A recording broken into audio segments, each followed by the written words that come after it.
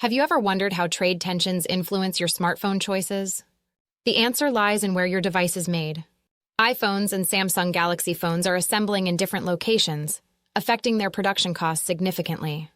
Samsung relies less on China compared to Apple. This matters more than ever due to the trade war between the United States and China.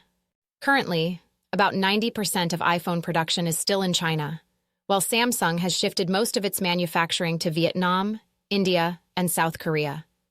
As tariffs on Chinese imports rise to over 145%, this gives Samsung an edge. However, Samsung isn't completely out of the woods. While it's not as affected, it still faces tariffs and economic impacts when producing its phones. Analysts suggest that Samsung won't see an immediate sales boost, despite having a diversified manufacturing strategy. The tech industry's dependency on China's component suppliers makes things complex.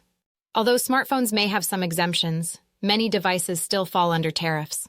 Analysts are urging for swift negotiations with China to avoid further damage to the tech landscape and economy. Apple's situation is critical. A price hike of $800 for its new iPhone could occur if production remains in China.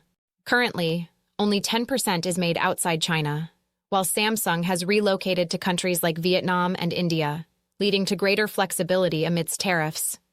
Samsung's large mobile factory in India, launched in 2018, positions it well for exports. Surprisingly, they also manufacture components like chips and displays, giving them a potential advantage.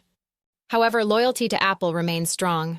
Consumers may not easily switch from iPhones to Samsung, despite price hikes. Moreover, Apple's production shift to India may mitigate tariff impacts.